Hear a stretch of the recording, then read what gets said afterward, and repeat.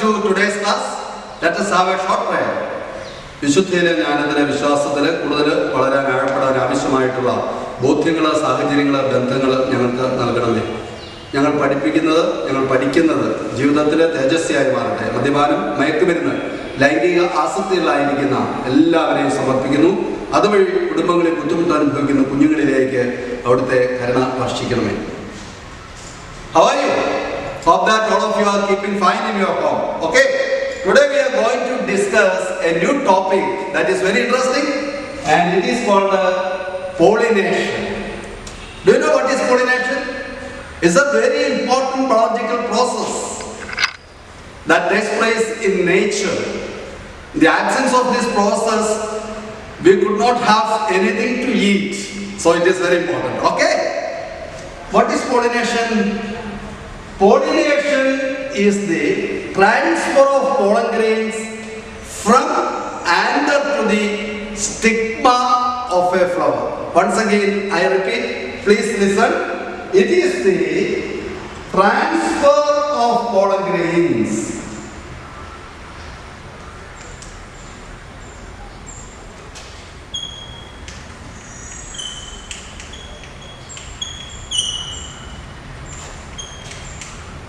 എവിടുന്ന് എങ്ങോട്ടാണ് transfer of pollen grains? From anther to the stigma of flower.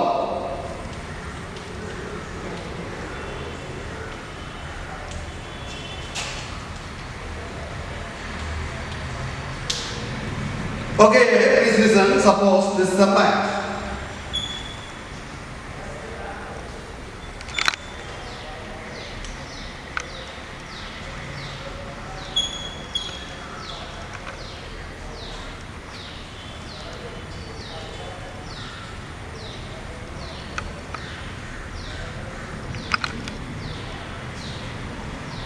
Okay, suppose this is the anther, stamen. This will be the pistil. And this is the stigma. Okay, just a diagrammatic representation of a flower. Then again here.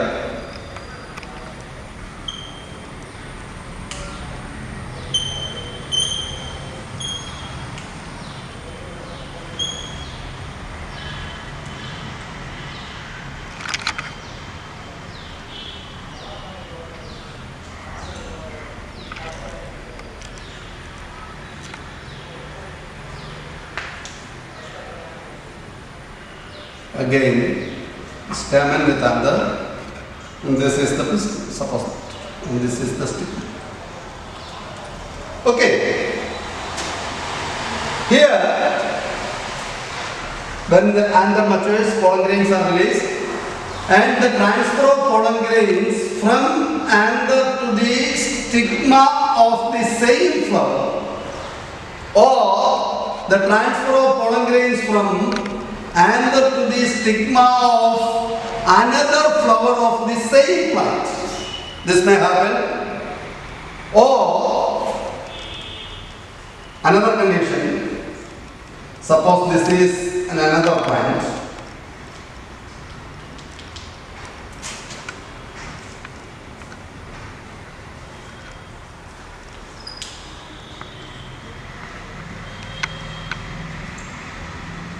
Just a diagrammatic representation.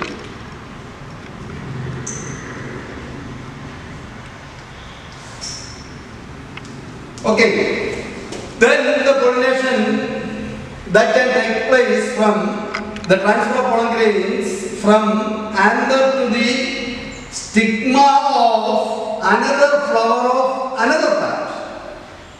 Both are pollination. Clear or not? But just pollination means the transfer of pollen grains from anther to the stigma of the same flower or another flower of the same plant or another flower of different plant. ഇതെല്ലാം എന്താണ് pollination? Clear ആണെന്ന് വിചാരിക്കുകയാണ്. അപ്പോൾ ഒരു definition ആയി pollination കുറിച്ച്, pollination is the എന്ന് പറഞ്ഞ് transfer of pollen grains from anther to the stigma of a flower. There are two different types based on the source of pollen and where it is transferred. There can be of two types. Pollination may be of two types. One is called self-pollination. Self-pollination.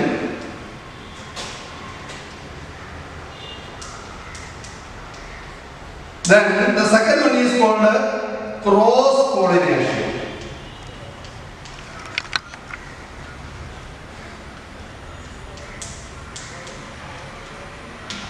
ഇവിടെ വേണമെങ്കിൽ നമുക്ക് എഴുതാൻ types എന്ന് വേണമെങ്കിൽ പോളിനേഷന്റെ രണ്ട് type അല്ലേ? ഒന്ന് self പോളിനേഷനും ഒന്ന് cross പോളിനേഷനും. First of all, we will discuss self-pollination in detail. ആദ്യം സെൽഫ് പോളിനേഷൻ കുറച്ചും കൂടെ ഡീറ്റെയിൽ ആയിട്ട് കാണാം. എന്താണ് സെൽഫ് പോളിനേഷൻ എന്ന് പറഞ്ഞു കഴിഞ്ഞാൽ നമ്മൾ ഈ ആദ്യം പറഞ്ഞ കേസാണ് self pollination. This can be considered as self pollination. ഇപ്പോൾ എങ്ങനെ ഡിഫൈൻ ചെയ്യാൻ പറ്റും സെൽഫ് പോളിനേഷനെ? Self pollination is a type of pollination in which the pollen grains are transferred from anther to the stigma of the same flower, anther to the stigma of the same flower or the stigma of another flower of the same plant. For self pollination ഒരു പ്രത്യേകത, it happens in the same plant. ഒരേ പ്ലാന്റിൽ തന്നെയാണ് self pollination നടക്കുന്നത്. അത് രണ്ട് തരത്തിലാകാൻ ഇപ്പോൾ നമ്മൾ കാണണം. ഇങ്ങോട്ട് നമ്മൾ വരികയാണ്. Self pollination may be of two different types. One is called autogamy. Autogamy examination point of വ്യൂവിൽ വളരെ ഇമ്പോർട്ടൻ്റ് ആണ്. ഓട്ടോഗാമിയും ഗൈനോഗാമി.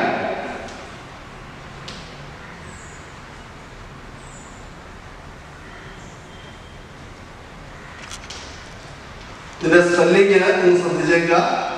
ഏതൊക്കെയാണ്? GEINOGAMY.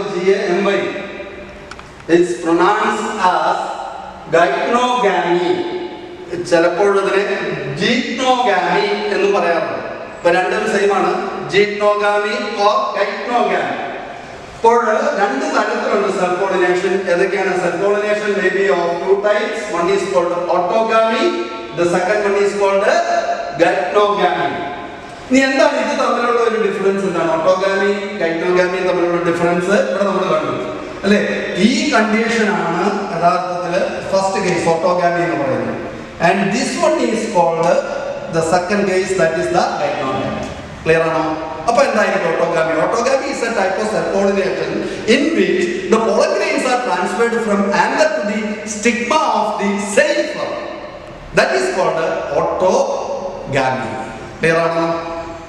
Ini gynogamy is again a type of self pollination. പക്ഷേ അവിടെ എന്താ പ്രത്യേകത? The pollen grains are transferred from anther to the stigma of another flower of the same plant. But യഥാർത്ഥത്തിൽ functionally this can be, the gynogamy can be considered as a cross pollination, but genetically it is self pollination. ഇനി ഈ ഓട്ടോഗാമി പ്രധാനമായിട്ടും നടക്കുന്നത് plants വയോല, then again Mamelina, Oxalis. നിങ്ങളുടെ പുസ്തകത്തിൽ കൊടുത്തിരിക്കുന്ന ചില examples ആണ്. ഇവിടുത്തെ ഈ പ്ലാന്റ്സിലെ ഫ്ലവേഴ്സിനുള്ള ഒരു പ്രത്യേകത, they can produce two different types of flowers. രണ്ട് തരത്തിലുള്ള ഫ്ലവേഴ്സിനെ നമ്മളൊന്ന് പരിചയപ്പെടാൻ പോവാണ്. One is called chasmogamous flowers and one is called Leistogamous flowers. രണ്ട് തരത്തിലുള്ള ഫ്ലവേഴ്സ് ആണ്. ഏതൊക്കെയാണ്? ഇവിടെ എഴുതാൻ പോവാണ്. chasmogamous flowers.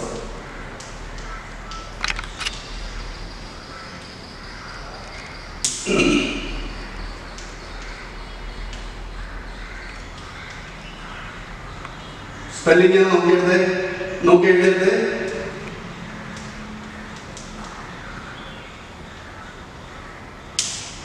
but chasmogamous flowers and Chrysogamous flowers. Then Chrysogamous flowers pronounce ചെയ്യാറുണ്ട്. അപ്പോൾ രണ്ട് തരത്തിലുള്ള flowers നമ്മളൊന്ന് പരിചയപ്പെടാൻ പോകണം. അപ്പം there are two different types of flowers in Viola, Pomelina, Oxalis, etc. One is called chasmogamous flowers and one is called Chrysogamous flowers. എന്താണ് ഈ chasmogamous flowers എന്ന് പറഞ്ഞു കഴിഞ്ഞാൽ the flowers which open at its maturity are called chasmogamous flowers. അപ്പോൾ മിക്കവാറും സാധാരണ flowers അങ്ങനെയാണ്, അത് ഫ്ലവർ മച്ചുവർ ആകുമ്പോൾ അത് ഓപ്പൺ ചെയ്യും അല്ലേ, അങ്ങനെയുള്ള ഫ്ലവേഴ്സിനാണ് ചാസ്മോഗാമസ് ഫ്ലവേഴ്സ് എന്ന് പറയുന്നത്. പക്ഷേ Chrysogamous ഫ്ലവേഴ്സിന്റെ പ്രത്യേകത എന്താണ്? These are flowers which do not open at its maturity. അപ്പോൾ these flowers are closed, അത് ഓപ്പൺ ചെയ്യുകയാണ്. അപ്പോൾ അവിടെ ഏത് തരത്തിലുള്ള പോളിനേഷൻ ആയിരിക്കും നടക്കുന്നത്? നമ്മളിപ്പോൾ രണ്ട് തരത്തിലുള്ള പോളിനേഷനെ കുറിച്ചാണ് പറഞ്ഞത്, സെൽഫ് പോളിനേഷനും ക്രോസ് പോളിനേഷനും. അതിൽ സെൽഫ് പോളിനേഷനിൽ ഒന്ന് ഓട്ടോഗാമിയും ഒന്ന് ഗൈനോഗാമിയും. അതിലേതായിരിക്കും ഇവിടെ പോസിബിൾ ആയിട്ടുള്ള പോളിനേഷൻ? Think it off. കാരണം ഇവിടെ ഫ്ലവർ ഓപ്പൺ ചെയ്യുന്നില്ല, ദാറ്റ് ഈസ് ക്ലോസ്ഡ്. അപ്പൊ അവിടെ ഒരേ ഒരു ചാൻസേ ഉള്ളൂ, ശ്രദ്ധിച്ചോളാം. എന്താണ്? In Chrysogamous flowers only autogamy takes place. ഇത് കൃത്യമായിട്ട് പോയിന്റ് ഔട്ട് ചെയ്ത് എഴുതി പഠിക്കണം. In Chrysogamous flowers the type of cell pollination will be autogamy. വേറൊരു തരത്തിലുള്ള ടൈപ്പും പോളിനേഷനും അവിടെ നടക്കുകയാണ്. അപ്പൊ ഈ ഇത്തരത്തില് രണ്ട് തരത്തിലുള്ള ഫ്ലവേഴ്സും ഈ പറയുന്ന പ്ലാന്റ്സിലെ ഫ്ലവേഴ്സ് പ്രൊഡ്യൂസ് ചെയ്യുന്നു.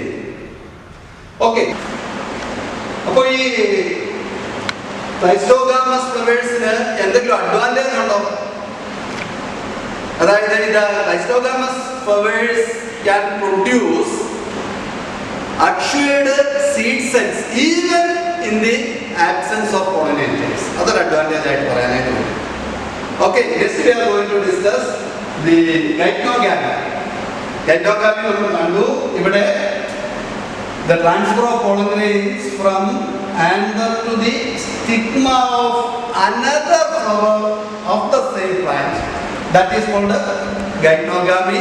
As I have mentioned, this is functionally a cross pollination, we can say like that, but genetically it is self pollination because there is no mixing up of hereditary materials. But next we are going to discuss the advantage of self pollination. അതുകൂടെ കഴിഞ്ഞാൽ നമുക്ക് cross പോളിനേഷനിലേക്ക് പോകാം. അപ്പോൾ എന്താണ് ഈ self പോളിനേഷന്റെ advantage എന്ന് പറയുന്നത്? അല്ലെങ്കിൽ ഈ സെൽഫ് പോളിനേഷന്റെ ഡിസഡ്വാൻറ്റേജ് ഏതാണ്? ഇത് രണ്ടും പറയാൻ നമുക്ക് അല്ലേ. അഡ്വാൻറ്റേജ് എന്ന് പറഞ്ഞു കഴിഞ്ഞാൽ the same type of progenies will be produced as a result of self pollination. There is no mixing up of hereditary materials. There is no variations at all. അപ്പോൾ ഒരു നല്ല പ്ലാന്റിന് നല്ല ക്യാരക്ടേഴ്സ് ഒക്കെ ഉണ്ടെന്നുണ്ടെങ്കിൽ we can show that characters will be produced in the next progeny also without having any variations. അപ്പോൾ എങ്ങനെയാണോ parents plants അങ്ങനെ തന്നെയുള്ള പ്ലാന്റ്സ് പ്രൊഡ്യൂസ് ചെയ്യും സെൽഫ് പോളിനേഷന്റെ ഫലമായിട്ട്. പക്ഷെ എന്താണ് അതിന്റെ disadvantage? there won't be any hybrid vigor. അല്ലെ, നമുക്കറിയാം ക്രോസ് പോളിനേഷനിലേക്ക് ചെല്ലുമ്പോൾ വേരിയേഷൻസും ഈ ഒരു തലമുറയിൽ കാണാത്ത പല ക്യാരക്ടേഴ്സും സുപ്പീരിയർ ക്യാരക്ടേഴ്സും ചിലപ്പോൾ അടുത്ത ജനറേഷനിൽ കാണാനായിട്ട് പറ്റും. എന്ന് മാത്രമല്ല, അങ്ങനെയുള്ള വേരിയേഷൻസ് ആണ് that may finally lead to the evolution of new species. അപ്പോൾ ബയോളജിക്കലി ഇമ്പോർട്ടൻ്റ് ആയിട്ടുള്ളത് നേച്ചർ എപ്പോഴും ഫേവർ ചെയ്യുന്ന ക്രോസ് പോളിനേഷനെ. ഒരു ഡിസഡ്വാൻറ്റേജ് എന്ന് പറയുന്നത് self പോളിനേഷനിൽ the same type of individuals are produced, there won't be any variations. There won't be any mixing up of hereditary materials. അപ്പോൾ അതുകൊണ്ട് എന്ത് സംഭവിക്കും? ഇങ്ങനെ കണ്ടിന്യൂഡ്, പിന്നീട് നമ്മൾ പഠിക്കും, the continued self pollination that may result in inbreeding depression. അങ്ങനെ ഒരു സ്വഭാവത്തിലേക്ക് പോകും. എന്താണ് ഇൻബ്രീഡിംഗ് ഡിപ്രഷൻ എന്നുള്ളത് പിന്നീട് നമ്മൾ പഠിക്കും. അതായത് ഈ സെൽഫ് പോളിനേഷൻ ഇങ്ങനെ കണ്ടിന്യൂസ് ആയിട്ട് നടക്കുമ്പോൾ ഉണ്ടാകുന്ന പ്രോജനീസിന്റെ ക്യാരക്ടർ, അതിൻ്റെ ഒരു ക്വാളിറ്റി അത് കുറയാനായിട്ട് സാധ്യതയുണ്ട്. അതിന് പറയുന്ന പേരാണ് ഇൻബ്രീഡിംഗ് ഡിപ്രഷൻ എന്ന് പറയുന്നത്. ഇപ്പോൾ സെൽഫ് പോളിനേഷന്റെ ഡിസഡ്വാൻറ്റേജ് അതാണ്. It may cos inbreeding depression. Only the same type of progenies are produced, plants are produced, there won't be any variation. Advantage ആയിട്ട് നമുക്ക് പറയാം, യെസ്, പേരന്റ് എങ്ങനെയാണോ അങ്ങനെ തന്നെ ഉള്ള അതേ ക്യാരക്ടേഴ്സ് ഉള്ള പ്ലാന്റ്സിനെ പ്രൊഡ്യൂസ് ചെയ്യും. ക്ലിയർ ആണെന്ന് ഞാൻ വിചാരിക്കുകയാണ്. നമ്മൾ we are going to discuss the cross pollination. May I rub it? Okay. Okay, next we are going to discuss cross pollination in detail.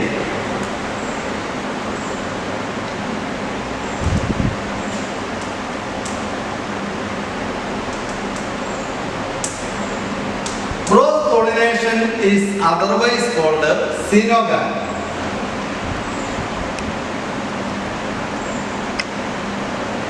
You will say cross pollination is otherwise called xenogamy. What is cross pollination? നമ്മൾ മുമ്പ് ഇവിടെ ഡയഗ്രത്തിൽ കണ്ടതാണ്. It is the transfer of pollen grains from anther to the stigma of stigma of another flower of different plant of the same species or different species. അതായത് ഒരു പ്ലാന്റിലെ ഫ്ലവറിൽ നിന്ന് അതിൻ്റെ pollen grains മറ്റൊരു പ്ലാന്റിന്റെ സ്റ്റിഗ്മയിൽ പതിക്കുന്ന പ്രക്രിയയ്ക്ക് പറയുന്ന പേരാണ്. അത് സെയിം സ്പീഷീസിലോ അല്ലെങ്കിൽ ഡിഫറെൻറ്റ് സ്പീഷീസിലോ ഉള്ള പ്ലാന്റ് ആയിരിക്കും. അതിന് നമ്മൾ ക്രോസ് പോളിനേഷൻ അല്ലെങ്കിൽ xenogamy എന്നാണ് പറയുന്നത്. The transfer of pollen grains from anther to the stigma of flower of different plants.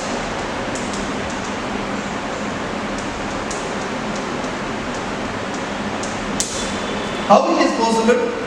How these transfer of pollen grains will be possible?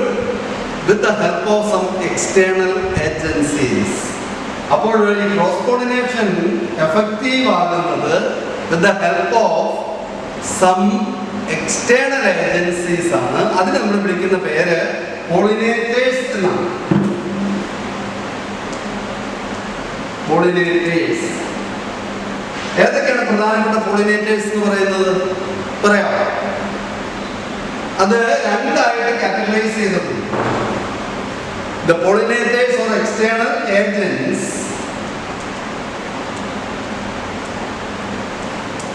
help cross pollination.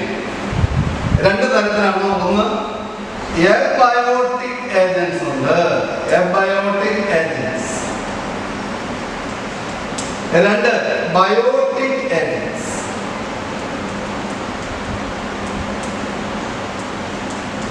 ഏതൊക്കെയാണ്? abiotic agents ഉം biotic agents. abiotic agents example ആണ്. ഈ പോളിനേഷനെ സഹായിക്കുന്ന abiotic ആയിട്ടുള്ള ജീവനില്ലാത്ത ചില agents that can help pollination in plants. Of course, it is wind and water. Wind and water.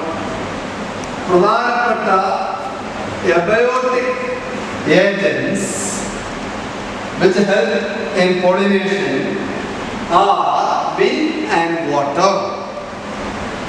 ഇനി biotic agents പറയാൻ പറ്റുമോ? ധാരാളം അല്ലേ. പ്രധാനപ്പെട്ട ബയോട്ടിക് ഏജൻസ് പെട്ടെന്ന് ഓർമ്മയിൽ വരുന്ന ഏതാണ് പോളിനേഷനെ സഹായിക്കുന്നത്? Of course it is insects ആണ് അല്ലേ. ഇൻസെക്ട്സ് ഉണ്ട്, പിന്നെ ബാറ്റ്സ് ഉണ്ട്, എങ്കിലും നമുക്ക് ബേർഡ്സ് പറയാൻ പറ്റും അല്ലേ. Then snails ഉണ്ട്, even snakes which can help. Snakes ഉണ്ട്, പിന്നെ ants ഉണ്ട്. ഇനി നമ്മൾ തന്നെയും പോളിനേറ്റിംഗ് ഏജൻസ് ആയിട്ട് ഫങ്ഷൻ ചെയ്യുന്നുണ്ട് അല്ലേ? knowingly or unknowingly we human being are acting as pollinating agents in many cases. അപ്പോൾ അതിന് നമുക്ക് മൊത്തത്തിൽ നമുക്ക് ആനിമൽസ് എന്ന് വേണമെങ്കിൽ പറയാനായിട്ട് ഇതുമായിട്ട് ബന്ധപ്പെട്ട് ചില ടെക്നിക്കൽ ടേംസ് ഉണ്ട്. The pollination that is affected with the help of insects can be called entomophy. The pollination that is affected with the help of bats can be called eropterophy. The pollination that takes place with the help of birds is called birds ne kurichulla പഠനത്തിൽ എന്താണ് പറയുന്നത്? You might have studied എന്താണ്? ഞാനൊരു clue തരാം. Doctor Saleem Ali ആയിട്ട് ബന്ധപ്പെട്ട ഒരു ബ്രാഞ്ചാണ്. Doctor Saleem അലിയെ കുറിച്ച് അറിയോ? വിശ്വവിഖ്യാതനായ സയന്റിസ്റ്റ് ആണ് അല്ലേ? നമ്മൾ പറയുന്ന ഓർണിത്തോളജി എന്നാണ്.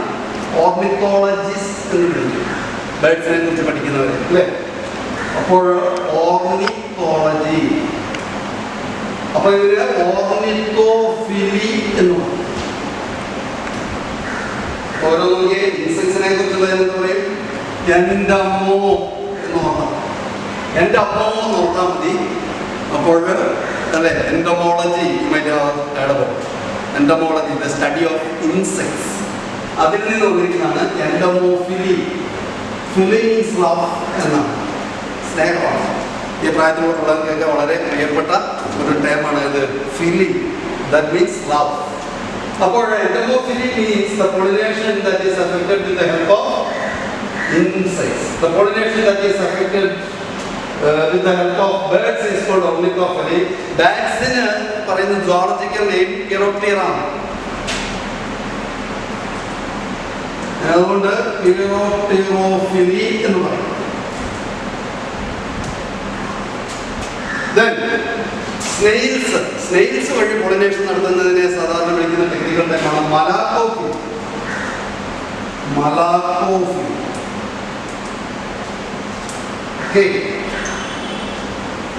സ്നേക്സ് ചില ആരം സ്പീഷീസുകളിലൊക്കെ even pollination that is affected with the help of snakes എന്ന് നമ്മൾ വിളിക്കുന്ന പേര് ഒഫിയോഫിലി.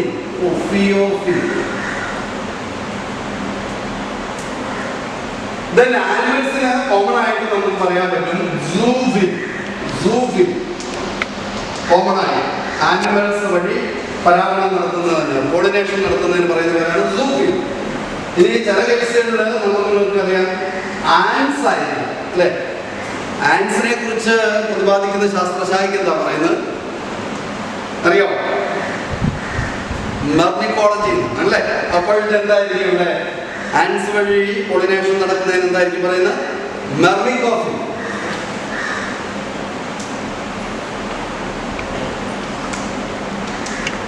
Okay, we are discussing the pollinating agents.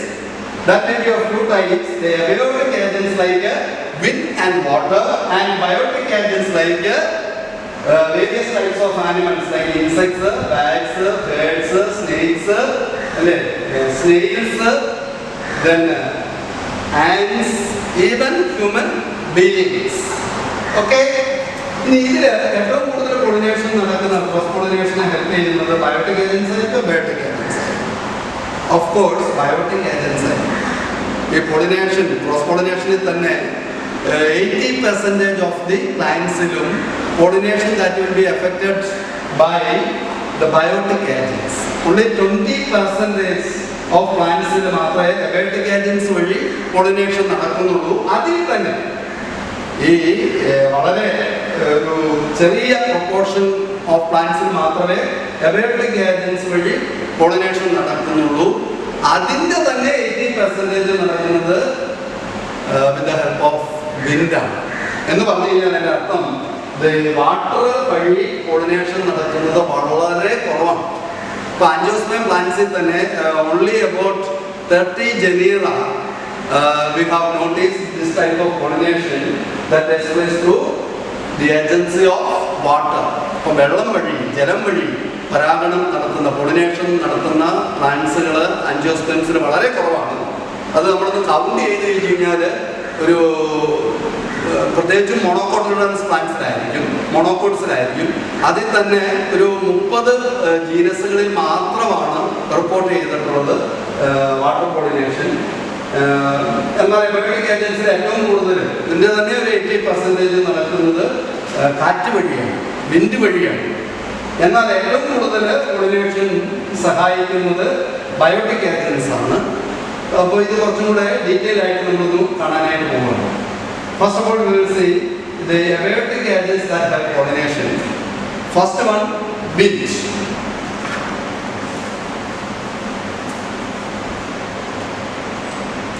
ഇതും കൂടെ കഴിഞ്ഞ് കഴിഞ്ഞാൽ നമുക്ക് ഈ ക്ലാസ് വൈൻഡ് അപ്പ് ചെയ്യാമെന്ന് തോന്നുന്നു. Wind as A pollinating agent. Wind as A pollinator. 2-3 കാര്യങ്ങൾ നമുക്കറിയാം. ഇതൊരു എബയോട്ടിക് ഏജന്റ് ആണ്. ആ എബയോട്ടിക് ഏജൻസിൽ തന്നെ ഏറ്റവും കൂടുതൽ പോളിനേഷൻ നടക്കുന്നത് വിൻഡ് വഴിയാണ്. വിൻഡ് വഴി പോളിനേഷൻ നടക്കുന്നതിനെ നമ്മൾ വിളിക്കുന്ന പേരാണ് anemophily.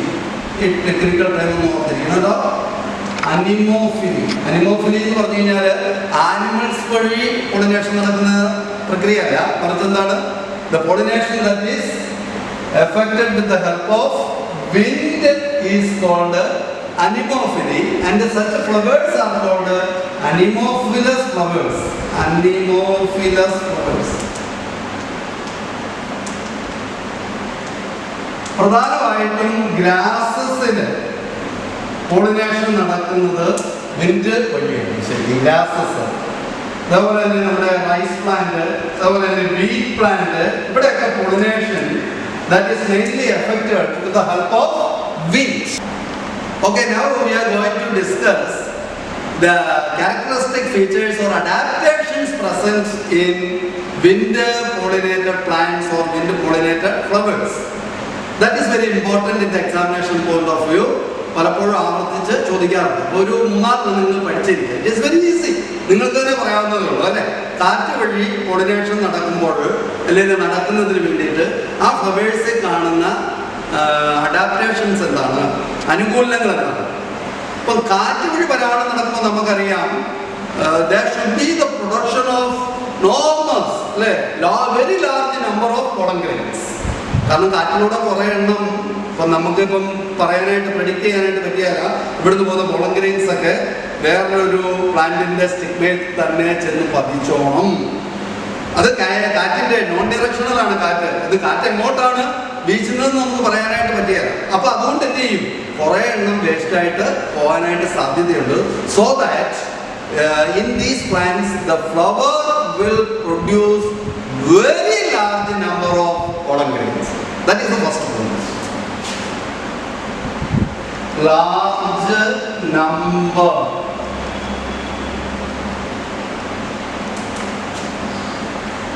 pollen grains. So very large number of pollen grains are produced in wind pollinated flowers or plants. രണ്ടാമത്തെ പ്രത്യേകത എന്തായിരിക്കും? The pollen grains light weighted ആണ് അല്ലേ? കാരണം ഈ കാറ്റ് ഇങ്ങനെ പറന്ന് ഈസി ആയിട്ട് പോകണം എന്നുണ്ടെങ്കിൽ അത് ഹെവി ആയിരിക്കരുത്. So that another adaptation that is present in flowers of wind pollinated plants, the pollen grains are light weighted.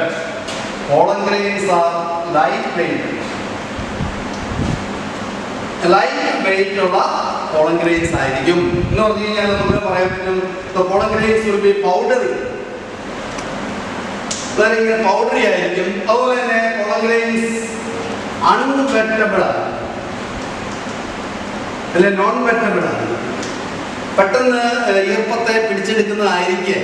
ഇപ്പൊ അൺവെറ്റബിൾ ആയിട്ടുള്ള പൗഡറി ആയിട്ടുള്ള ലൈറ്റ് വെയിറ്റഡ് ആയിട്ടുള്ള pollen grains ആയിരിക്കും ഇവിടെ കാണുന്നത്. That is an adaptation to affect pollination by the agency of wind. വേറൊന്നും നിങ്ങൾക്ക് പറയാനായിട്ട് വരുമോ? വേറൊന്നും? ഇതിന്റെ സ്റ്റിഗ്മ ഫെദറി ആയിരിക്കും അല്ലേ? The stigma will be feathery. ഇതിനു വേണ്ടിയിട്ടായിരിക്കും അതിനെതിരെയൊക്കെ പോളൻഗ്രെയിൻസ് പോയിട്ടുണ്ടെന്നുണ്ടെങ്കിൽ അതിനെ റിസീവ് ചെയ്യാൻ പറ്റുന്ന രീതിയിൽ the stigma is feathery. അതേപോലെ തന്നെ others അതേപോലെ stamens exposed ആയിരിക്കും, well exposed stamens. Another feature of well exposed stamens and anthers.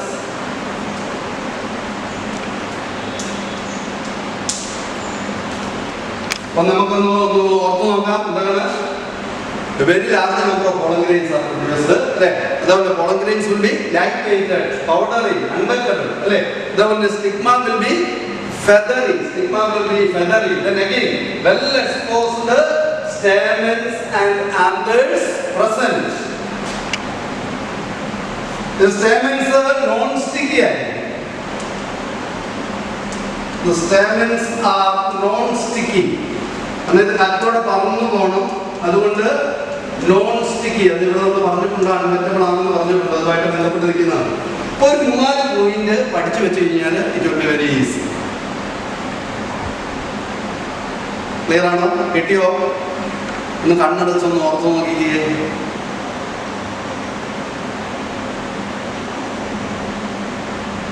നീ കണ്ണു തുറന്നൊന്ന് പറയാമോ? എന്താണ്? large number of pollen grains are produced. The pollen grains are light-weighted, then the stigma will be feathery, then well exposed stamens or anthers present, then the stamens are not sticky. ഇത് അഡ്ജസ്റ്റ്മെന്റിൽ ഇങ്ങനെയാണ്. ഇനി ജിംനോസ്പേമിൽ pollen grains ഇങ്ങനെ വിൻഡിലൂടെ pollinate ചെയ്യുന്നതിന് വേണ്ടിയിട്ട് അവിടെ wings ഒക്കെ കാണും, നമ്മളിവിടെ മെൻഷൻ ചെയ്യുന്നില്ല. അപ്പൊ അങ്ങനെ പല പ്ലാന്റ്സിനും പലതരത്തിലുള്ള അഡാപ്റ്റേഷൻസ് ഉണ്ട്. General adaptations present. ഇനി ഒന്നും കൂടെ നമുക്ക് പറയാം. അതായത് ഇവിടെ ഇൻകോൺസ്പീക്കോസ് ആയിരിക്കും ഫ്ലവേഴ്സ്. ഇപ്പൊ ഫ്ലവേഴ്സിന് വലിയ ഒരു സൈസ്, അതുപോലെ വലിയൊരു കളറ്, അതേപോലെ തന്നെ സ്മെല്ല്, അങ്ങനെയൊന്നും വേണമെന്നൊന്നുമില്ല. ഇപ്പൊ ഫ്ലവേഴ്സ് ഇമ്പോളിനേറ്റഡ് ആയിട്ടുള്ള ഫ്ലവേഴ്സ് അത് കോൺസ്പീക്കോസ് ആയിരിക്കുകയല്ല, ഇൻകോൺസ്പീക്കോസ് ആയിരിക്കും. അതുപോലെ തന്നെ നോട്ട് സെന്റഡ് ആയിരിക്കും, ഷോവി ആയിരിക്കില്ല. ഇതൊക്കെ വിൻഡ് പോളിനേറ്റഡ് ഫ്ലവേഴ്സിന്റെ പ്രത്യേകതകളാണ്. ഓക്കെ, എനിക്ക് തോന്നുന്നത് ഇവിടെ we can wind up the class. Just ഒരിക്കൽ കൂടി നമുക്ക് വെറും ഒരു 3-4 മിനിറ്റിനുള്ളിൽ നമുക്കൊന്ന് ഫീഡ്ബാക്ക് ചെയ്യാം. ശ്രദ്ധിച്ചിരിക്കണം കേട്ടോ, എല്ലാവരുടെയും ശ്രദ്ധ എനിക്ക് തരണം. എന്താണ് പോളിനേഷൻ എന്നാണ് നമ്മൾ കണ്ടത്. It is a prerequisite of fertilization എന്ന് വേണമെങ്കിൽ പറയാൻ പറ്റും. എന്താണ്? Pollination can be considered as a prerequisite of fertilization. Prerequisite of fertilization. 4 പ്രോസസ്സും കഴിഞ്ഞ് റീഫെർട്ടിലൈസേഷൻ ഇവന്റ്സിൽ അവസാനത്തെ പ്രോസസ്സാണ് പോളിനേഷൻ എന്ന് പറഞ്ഞു കഴിഞ്ഞാൽ ഫെർട്ടിലൈസേഷന് തൊട്ട് മുന്നോടിയായിട്ട് നടക്കുന്ന, തൊട്ട് മുമ്പ് നടക്കുന്ന. അതുകൊണ്ടാണ് നമ്മൾ പറഞ്ഞത് pollination is a prerequisite of fertilization. Okay, in this chapter we were discussing 3 important events: pre-fertilization events, fertilization and post-fertilization events. Then first of all we are discussing the pre-fertilization events, in which we have seen microsporogenesis, megasporogenesis, male gametogenesis and female gametogenesis, and the last one is pollination. Pollination is nothing but the transfer of pollen grains from anther to the stigma of same flower or stigma of another flower of the same plant or the stigma of another plant of different plant. So pollination is of 2 different types. One is called self-pollination and the other one is called cross-pollination. Self-pollination is the transfer of pollen grains from anther to the stigma of the same flower or the stigma of another flower of the same plant. The first one in self-pollination is called autogamy. The second one in the self-pollination is called gynogamy. Then we have seen 2 different types of flowers in connection with autogamy, that is chasmogamous flowers and chistogamous flowers. Chasmogamous flowers are flowers which open at its maturity, and Chrysogamous flowers are flowers which do not open at its maturity. We have seen some of the examples like Viola, Camelina and Oxalis. They can produce both the type of flowers. Then we have seen the advantages and disadvantages of self-pollination. The disadvantage of self-pollination, that can produce only the one type of or the same type of plants. There is no variation. And second disadvantage, it causes inbreeding depression. And what is the advantage? Okay, we will get the same type of plants exactly similar to the parents. There won't be any variation to the characters. Then we have seen what is cross-pollination. It is otherwise called xenogamy. It is the transfer of pollen grains from anther to the stigma of flower of different plants of the same species or different species. There we have already seen that some external agencies help this type of pollination. They are the pollinating agents or pollinators. As we have seen, there are two different types of pollinating agents, the abiotic agents and biotic agents. The major proportion of pollination that takes place through the agency of biotic organisms, then only a small proportion or only 20% of the out of the total pollination that takes place through the agency of biotic agents, in which the major thing that is happening through the agency of wind and the water pollination, that is very rare. ഈ പറഞ്ഞ പോലെ ജലം, അതേപോലെ തന്നെ കാറ്റ്, അല്ലേ? ഇനി ഞാൻ പറയുന്നു നമുക്ക് ചുറ്റുമുള്ള ജീവനുള്ള ഷഡ്പദങ്ങൾ, ചത്രശലഭങ്ങൾ, അല്ലേ? അതുപോലെ തന്നെ കുഞ്ഞി ഉറുമ്പുകൾ, ഈവൻ നമുക്കൊക്കെ കുറച്ചുകൂടെയൊക്കെ ഭയമുള്ള സ്നേക്സ് വരെയും നമ്മളുടെ ജീവൻ നിലനിർത്താനായിട്ട്, കാരണം ഭക്ഷണം കഴിക്കാതെ ജീവൻ നിലനിർത്താൻ പറ്റിയാലല്ലോ, അപ്പം നമുക്ക് ഭക്ഷണം ഉണ്ടാക്കുന്നതിന് വേണ്ടിയിട്ട് സഹായിക്കുന്നു. അപ്പോൾ ഈ ക്ലാസ്സുകൾ, ബയോളജിയിലെ ഈ ക്ലാസ്സുകളൊക്കെ നമ്മൾ പഠിക്കുമ്പോൾ നമ്മൾ തിരിച്ചറിയേണ്ട ഒരു സത്യം ഇതാണ്: no man is an island. ഒരു മനുഷ്യനും ഒരു ദ്വീപല്ല. അതുകൊണ്ട് എപ്പോഴും നമ്മുടെ ഈ ചുറ്റുപാടുകളെ ഏറ്റവും മനോഹരമായിട്ട് നിലനിർത്താൻ, അവരുമായിട്ടുള്ള ബന്ധം എപ്പോഴും ഒരു ഹാർമണിയിൽ കൊണ്ടുപോകാനായി. തീർച്ചയായിട്ടും നമുക്കറിയാം, കുടുംബത്തിലെ മാതാപിതാക്കന്മാരും അതേപോലെ തന്നെ മക്കളും ഒരു ഹാർമണി ഉണ്ടായി. അതേപോലെ തന്നെ സ്കൂളിലാണെന്നുണ്ടെങ്കിൽ നമ്മുടെ കൂട്ടുകാർ, അതേപോലെ നമ്മൾ പഠിക്കുന്ന ടീച്ചേഴ്സുമായിട്ട് ഒരു ഹാർമണി ഉണ്ട്. എന്ന് പറഞ്ഞതുപോലെ ഈ നേച്ചറിൽ, ഈ ചുറ്റുപാടിലെ ഓരോന്നുമായിട്ട് ഒരു ഹാർമണിയിൽ നമുക്ക് ജീവിക്കണം എന്നുള്ള ഒരു കാര്യം ഈ കോവിഡ് കാലം നമ്മളെ കൂടുതൽ ഓർമ്മിപ്പിക്കുകയാണ്. നമുക്ക് സുഖമെന്ന് വിചാരിക്കുന്നു. നന്നായിട്ട് നോട്ട് എഴുതിയെടുക്കണം, അതേപോലെ തന്നെ നന്നായിട്ട് പഠിക്കണം, മൂഡിന് തരുന്ന അസൈൻമെൻറ്റ് ചെയ്യണം. അപ്പോൾ എന്താണേലും ജൂലൈ 31 വരെ നമുക്ക് ക്ലാസ്സിലേക്ക്, സ്കൂളിലേക്ക് വരാൻ പറ്റാത്ത അവസ്ഥയാണ്. അത് കഴിഞ്ഞ് എന്ത് സംഭവിക്കുമെന്ന് നമുക്ക് അറിയില്ല. അതുവരെ നമുക്ക് ഈ വാക്കുകളിലൂടെ നമ്മുടെ സ്നേഹം പരസ്പരം പങ്കുവയ്ക്കാം. Okay, thank you.